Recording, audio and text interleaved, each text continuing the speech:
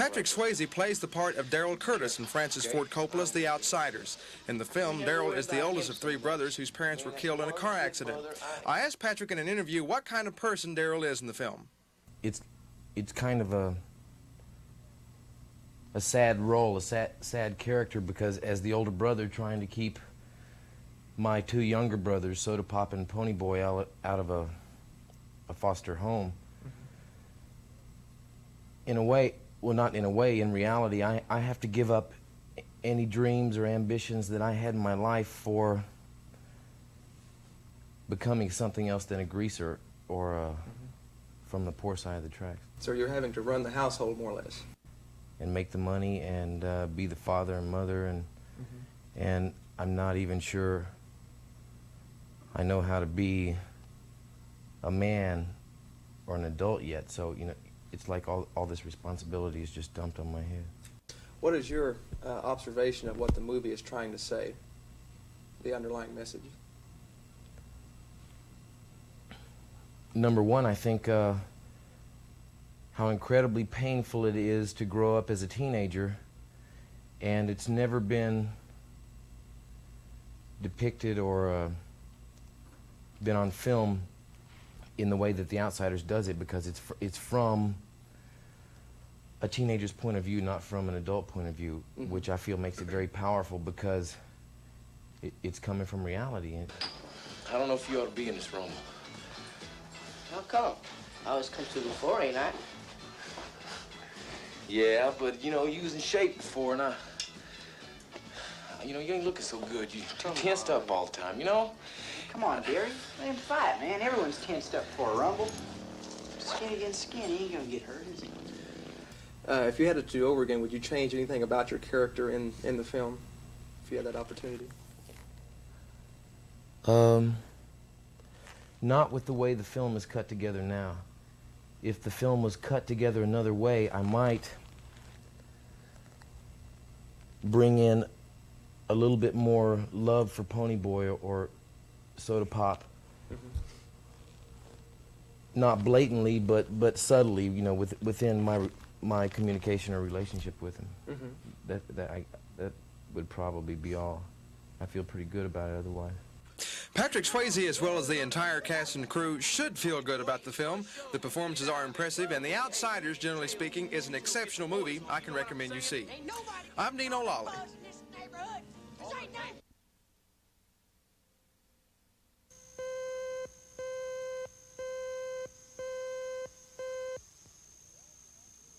The ads for Max Dugan Returns say it's time to feel good again. And that pretty much sums up this movie. It marks another teaming of director Herbert Ross, writer Neil Simon, and his wife, actress Marcia Mason.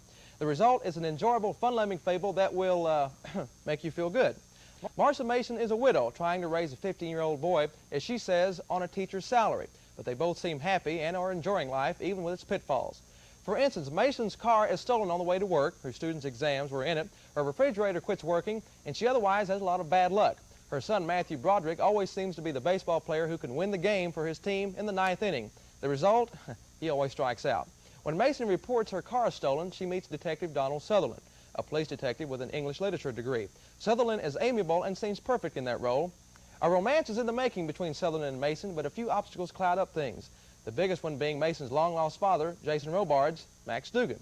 He appears one night on her doorstep carrying a suitcase full of remorse and regret and a briefcase full of cold cash. Lots of it. Dying of a heart ailment, Robards only has a few months to live, and he wants to spend them getting to know the daughter he abandoned when she was 9 years old and his grandson. He wants to make up for lost time by showering them with lavish gifts, which he does the day after he arrives. It's all going back. It's not ours. Look at that! Turkey! Chicken! Ham! Ice cream! We could live for a year on this. No, we can't. Here, put all these things back. It's not ours. Where's Mr. Baker? Mr. Parker! Mr. Parker! Mr. Parker! Crushed ice? Don't crush ice. Don't crush anything. Leave it alone. Max. It's not that I'm not appreciative, but when I think about where that money came from to buy those things... It's not from the mouths of innocent babes. It comes from men with names like Boomy Bonozzo and Mario Bananas. Mason and Robards have their differences of opinions on keeping or not keeping the gifts, mainly because the money he used to buy them was stolen from a Las Vegas casino. So, consequently, we've got Donald Sutherland looking for Mason's stolen car and the mob and the police looking for Robards. Now, all this newfound wealth, such as a Mercedes-Benz, a new house, makes Sutherland suspicious. And in between all this are some very funny situations. Everyone puts in a fine performance in the film. Mason portrays the intelligent schoolteacher gracefully. Matthew Broderick is perfect as the teenager who never loses sight of his character. Jason Robards is also perfect as the man wanting to make up for his earlier mistakes. On my rating scale, Max Dugan Returns rates a 7. Everyone is a delight to watch. Neil Simon's script is very funny and enlightening, and Herbert Ross's direction is good. Max Dugan Returns is an uplifting film that will, to use a phrase I used earlier, make you feel good. I'm Dino Lawley.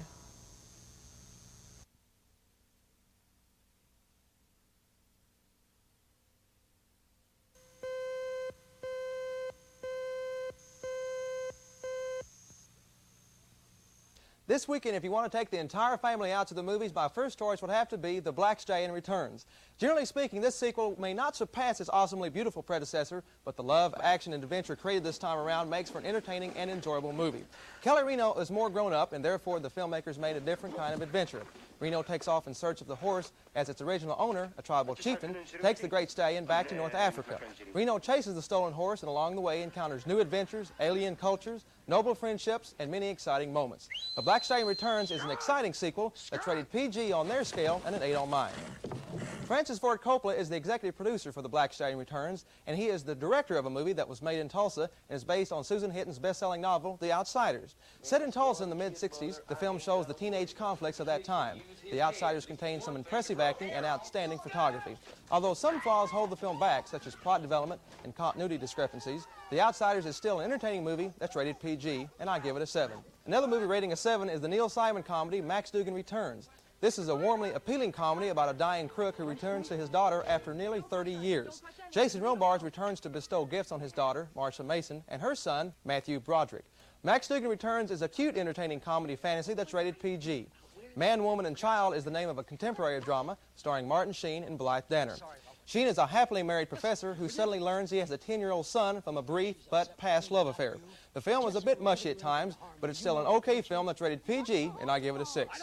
Other 6 ratings for movies to recommend go to Tough Enough and High Road to China. Now I'm going to take the High Road back to the movie theaters, and I'll return with my selections for your viewing. I'm Dino Lawley.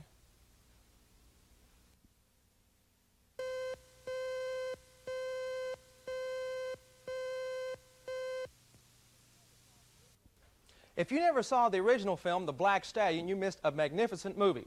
Now the sequel, logically called The Black Stallion Returns, is here, and it too is a wonderful film. But the sad thing is you've always got to compare the sequel to its original. In this case, the sequel, I feel, is at least as good as the original, but in many ways the two run neck and neck with each other. For instance, the first film is a prettier one, visually speaking. It had charm and innocence. The sequel relies more on a plot and shows honor, courage, and determination. And obviously in The Black Stallion Returns, the boy, played by Kelly Reno, has grown up a bit. He's now a teenager taking care of his horse. Everyone seems happy, including the horse. But one night, a group of Moroccans steal the stallion. Now those Moroccans are really good guys. They're taking the horse to its rightful owner. Kelly Reno, playing Alec Ramsey, takes off in pursuit on a chase that will take him around the world to the Sahara. It seems the Moroccans have taken the horse back to the deserts of North Africa to run in a very important race that takes place once every 5 years. Now, all the tribes train year-round to try and win this big race. Of course, along the way, Reno does encounter some unfriendly people. Now, here, Reno has been captured by an evil tribe of Moroccans. And who should come to the boy's rescue? Well, we've all heard the expression, a dog is a man's best friend. Not in this case.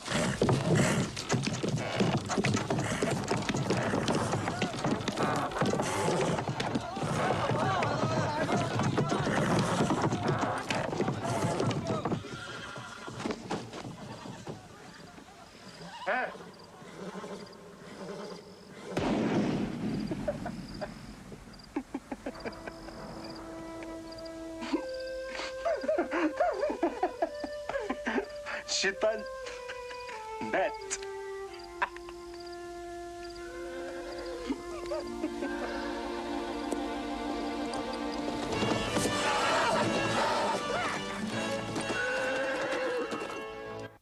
As in the first film, the sequel does slowly build toward a big race. Kelly Reno, a little taller this time around, still maintains a very likable character, a boy who loves his horse. Terry Garr plays Reno's mother and makes a very brief appearance in the film. Vincent Spano plays the part of Raj, a Berber tribesman who befriends Reno upon his arrival to the Sahara. On my rating scale, The Black Stallion Returns gallops up to an 8. I was impressed with this film, but I was mainly glad the filmmakers did not copy the original. The love story between the boy and his horse is there. It's just a different kind of adventure. Yes, I will admit some things this time around are a bit much to believe, like Reno's journey itself. He just sort of calls Terry Garr, his mother, and says, "I'm going after my horse, don't wait up." And he does seem to have a remarkably tremendous amount of luck along the way. The villains, as they're portrayed, are silly, and it's obvious they're trying to provide some of the film's funnier moments. Starting out slowly, The Black Stallion Returns does pick up speed, and lots of action later follows. The whole thing is almost like a Raiders of the Lost Horse. The Black Stallion Returns, even with its discrepancies, is a good family picture. It is a winner. I'm Dino Lolly.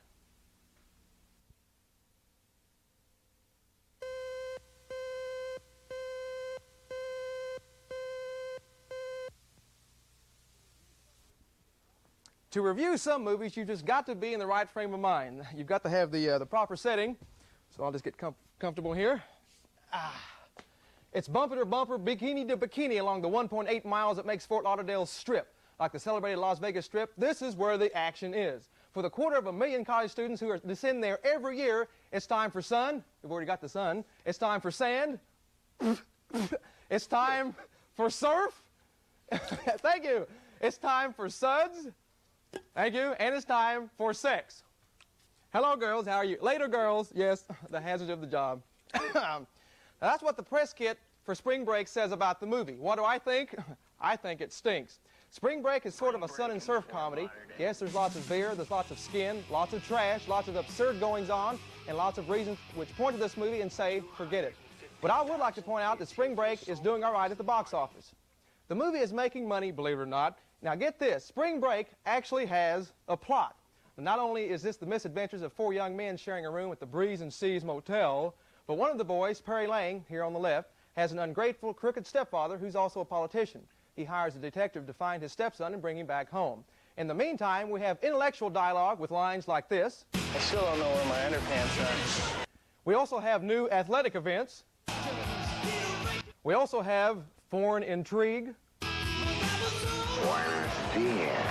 And we've got self-defense training.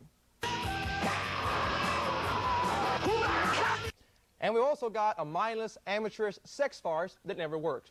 Now, there's lots of contests, too, by the way. A wet T-shirt, a wet he-shirt, a teeny-weeny bikini contest, and the belly flop. Yeah, now, I will admit that some parts of Spring Break are funny. I actually laughed and everything. Now, those are few and far between, though. Given the types of characters they had to portray in the film, the 4 young men aren't bad actors. Corinne Alphin, 1982's Penthouse Pet of the Year, is never given the chance to act. But who cares? Now, for the younger crowd, who obviously is the target audience for this film, if all this I mentioned is the kind of film you like, then have at it. But I've got to say, I'm not even going to race Spring Break. I'm just going to wrap things up by asking the girls, wasn't it fun working with me? Yeah. I mean, I know. I knew it would be. I'm Dino Lolly. That's a wrap. Oh, good. Girls, here's your money. Thank you. Well, if I'm going to work with this guy again, I want more money. Oh, really? Me too. Yeah.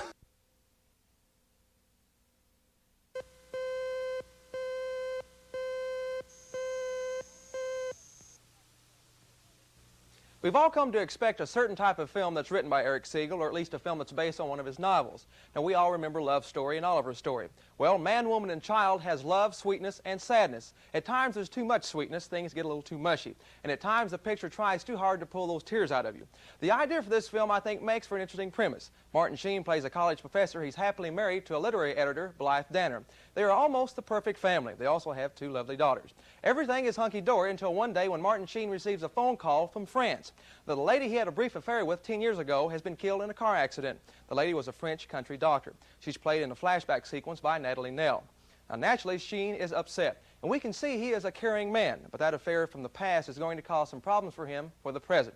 He learns she had a son, a result of their brief romance 10 years ago. The boy doesn't know that Sheen is his father, so now he feels responsible for the boy. Sheen tells his wife, who never suspected anything. It's a society that will bring the unknowing boy to the United States. From there, the filmmakers try to examine the power of love and the many faces of love, sometimes successful, sometimes not. Now, here in this scene, Sheen and Danner are arguing about the boy. Sheen still has love for his wife and 2 daughters, but he also feels love for his son. You want him to stay here forever, don't you? You can confess it, Robert. It's true. I can't deny it. That's what I want.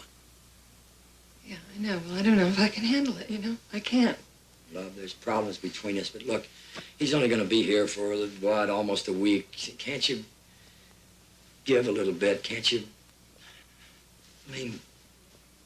I want to be. Listen, I need you, Robert. I need you. I still love you, and I'm lost without you. Yes, they need each other, but at certain points in the film, those responsibilities and emotions are channeled too much into the question of can they save their marriage? And I don't think the true power of the film lies in that question. Man, Woman, and Child contains some fine performances. Martin Sheen and Blythe Danner show the true emotions that could be involved in such a strange situation. Danner, in particular, is remarkably good in showing her torn feelings, the love for her husband, yet resenting his son, who is stuck innocently in the middle. Sebastian Duncan is perfect in the role as the son. The two girls, Arlene McIntyre and Missy Francis, are also good. Craig T. Nelson, as Sheen's attorney friend, provides some comic relief. On my rating scale, Man, Woman, and Child rates a 6. The screenplay appears to be the biggest problem in the film, though. There are too many cliches running throughout. And as I said earlier, there are a few moments where I felt they were trying too hard to get me to cry. The movie has some problems with pacing, direction, and the ending annoyed me a little. But overall, Man, Woman, and Child at least tries to project a good feeling, even in an unfortunate situation. I'm Dino Lawley.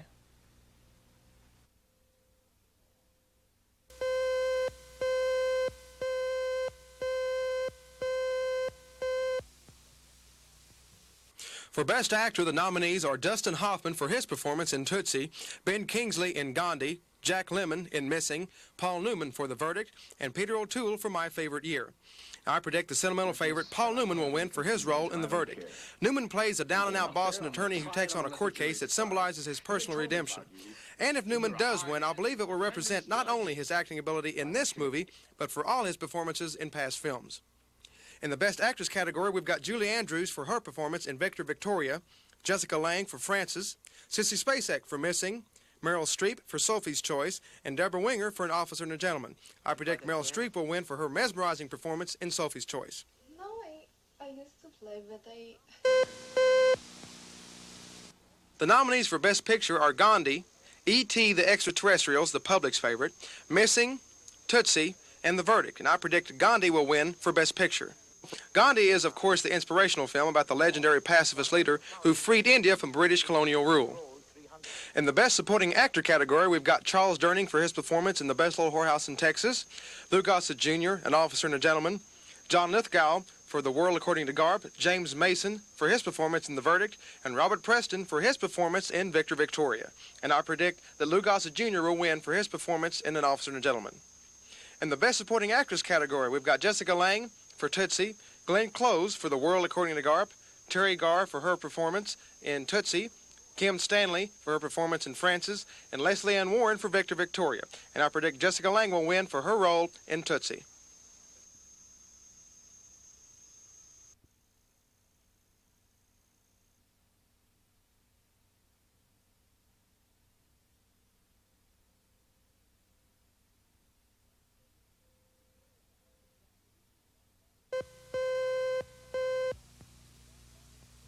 The story of Mohandas Gandhi, who used nonviolence to lead India to independence, has been honored as the best motion picture of 1982. The film also won a Best Actor award for its star, Ben Kingsley, who was making his film debut as the Indian leader. Gandhi took 8 Oscars in all, including the prize for Best Director, which went to Richard Attenborough. 4 Oscars were awarded to E.T. the Extraterrestrial. E.T. won Oscars for Best Visual Effects, Best Sound Effects Editing, Best Sound, and also picked up the Best Original Score Oscar for frequent Academy Award winner John Williams. Meryl Streep, who portrayed a Polish survivor of a Nazi concentration camp in Sophie's Choice, was named Best Actress for her work in that role. The prize for Best Supporting Actress was captured by Jessica Lange, who portrayed the vulnerable soap opera star in Tootsie. And Lou Gossett Jr. became only the 3rd black in history to win an acting Oscar when he took the Best Supporting Actor award. Gossett was honored for his portrayal of a drill sergeant in An Officer and a Gentleman. And our business is one of setting precedent. And I hope this precedent is catching like the measles. Crowds of movie fans had waited since early yesterday morning outside the theater where the 55th Annual Academy Awards were held. They weren't disappointed in getting a glimpse of their favorite star. That because there were very few no-shows among the Oscar nominees this time. And I'm sure next year they'll all be right back in the same place. I'm Dino Lawley.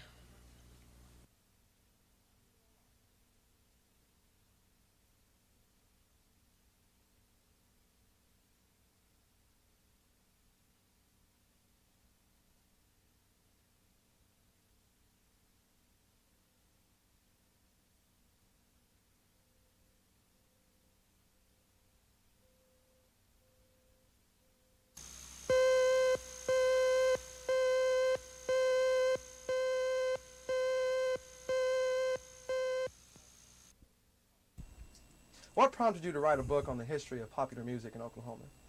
Well, I started teaching Oklahoma history a few years ago, and I was putting together some audiovisual presentations to go with that, and thought that it would be more relevant if we had music by Oklahomans, and that led me to investigate the question, and the more I looked, the more I found, and at the same time I found that hardly anything had been written about the subject. It seemed to me significant. Are there a couple of things in doing the research that really stand out in your mind that really maybe shocked you even, that really surprised you? Well, I think to go back to the jazz, the influence of the Oklahoma City Blue Devils. Here was a group that started in the mid-20s, and by 1928, 1929, you've got Lester Young playing saxophone for them.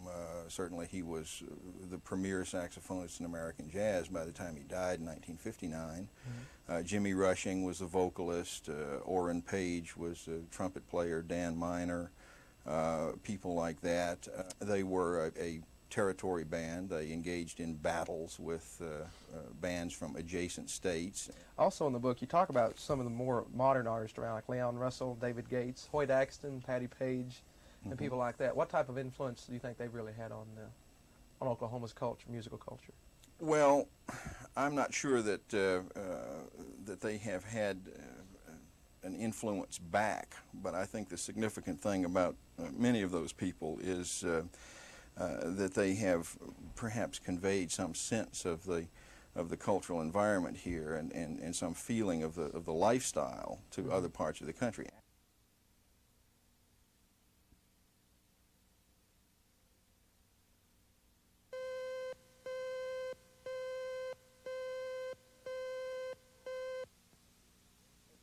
Lovely thought. It may appear that these 6 men, in the midst of making their 4th motion picture, The Meaning of Life, are the wackiest group of comedians ever assembled in one unit. But in reality, they are 6 of the most extraordinary, well-educated, daring, and shrewd writer-performers in the history of British comedy. And in 14 years of breaking tradition after tradition, they have conquered virtually every form of the performing arts and amassed a worldwide cult following. They are known as Monty Python. It's a fairly amorphous group of 6 sort of brain-damaged Englishmen. It's Terry Gilliam, and it's Terry Jones, and it's Graham Chapman, and it's John Cleese, and it's Eric Idle, and it's Michael Palin, and it's really what makes us laugh, I suppose. Terry Gilliam is the only American, a political scientist turned animator. The remaining Pythons are all graduates of Cambridge and Oxford universities. They include a doctor, a lawyer, 2 historians, and a poet. Enamored with writing and performing in college, they developed their talents writing comedy shows for British television, and in 1969 joined together to write and star in the most outrageous series ever televised by the BBC. Monty Python's Flying Circus. Initially, they didn't bother to read the scripts, and so we got away with whatever we got away with. And then later on, they did begin to read the scripts, and so we did have 1 or 2 problems. They would say, you can't say, for instance. And we'd say, I'm sorry, but we did say that in program 2. And they'd say, did you? And they said, yes. Did you have any complaints? Well, no. Ah, good. And they said, but you can't say it twice. They got away with it, and they've been getting away with it ever since. On radio and television, over a dozen zany record albums, a myriad of books, and motion pictures. Tomorrow on Action 4, we'll learn how the 6 very individual personalities of Monty Python work together by working separately. I'm Dino Lawley.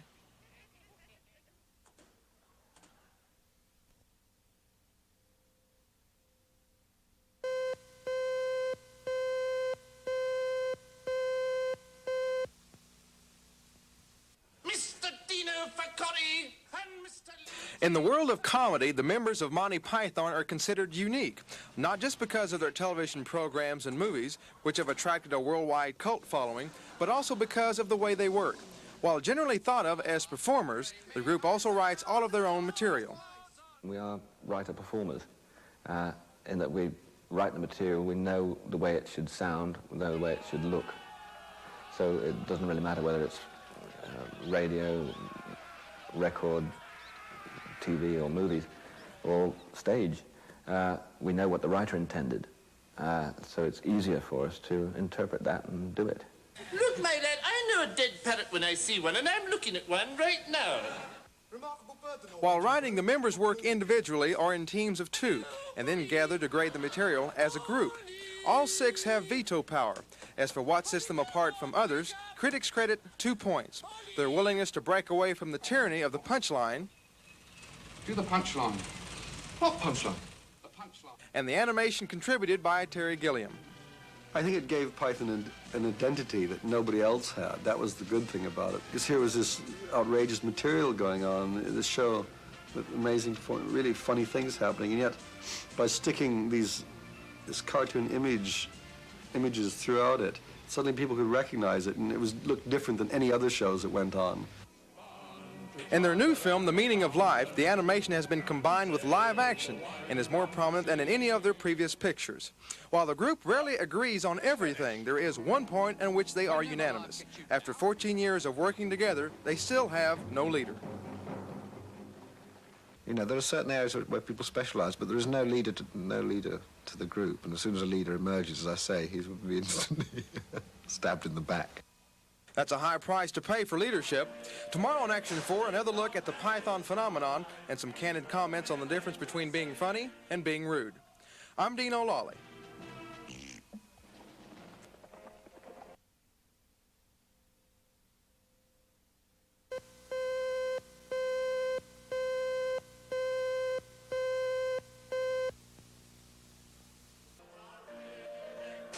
Nine years have passed since the members of Monty Python stopped production of their TV series that launched their fame, Monty Python's Flying Circus. In the interim, they have concentrated on motion pictures. With such successful films as Monty Python and the Holy Grail and The Life of Brian to their credit, they are now releasing their latest film, The Meaning of Life. Their movies, like their TV series, have continued to break new ground and in the process have occasionally offended people. Brian was actually banned in 2 states. However, the Pythons insist they don't intentionally try to offend anyone. I wouldn't say that anything that we do is in bad taste, but I think it's quite interesting to push the boundaries of other people's bad taste, to sort of prod and say, you know, are you sure this is bad taste? Or are you just sort of thinking in a cliche, really? I mean, to me, bad taste is really, well, it wouldn't be funny if it was bad taste. So as long as it is being funny, it's by definition not in bad taste.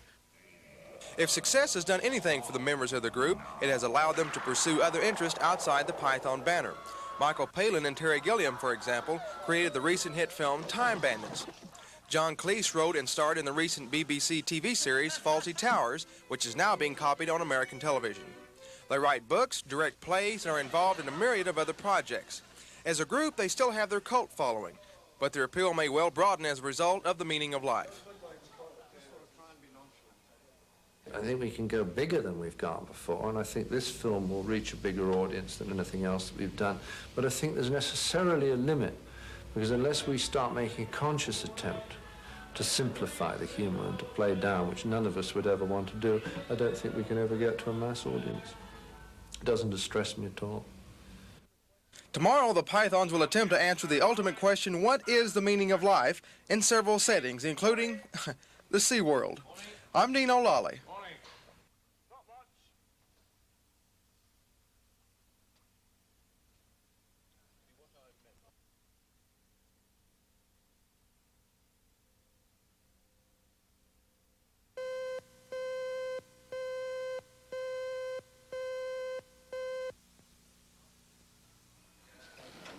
Start again, stand by, and action. Morning. Morning. Morning. Morning. Stopwatch. See, what I meant was when Terry and Terry come in together in a minute, you'll find they both come in side by side, which I don't think looks so good. Yeah, okay. Well, you'll see. We can delay it. We can come in separately. Yes, I mean, it's... What a reunion, eh? These boys get together. Well, they know no limits. Wacky behavior. Ryan, the babe they call Brian. Now, today we're going to do marching up and down the square. And may God strike me down were it to be otherwise. It's a ragbag of sketches set at a lot of different times and in a lot of different places, a lot of different countries even, a lot of different cultures.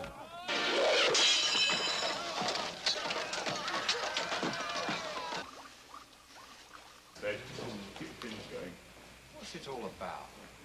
We liked the idea of having fish in a tank, in a restaurant, because they seem to have an awful lot of time on their hands. Howard's being eaten. Is he? So we thought, well, if fish don't spend a lot of time thinking about the meaning of life, who does? Going home, no, and we're coming out on you. Here we go. I don't know. I wish I did. The others won't tell me. And I wrote large bits of it. They still won't tell me what it's about. Well, tonight we're going to sort it all out.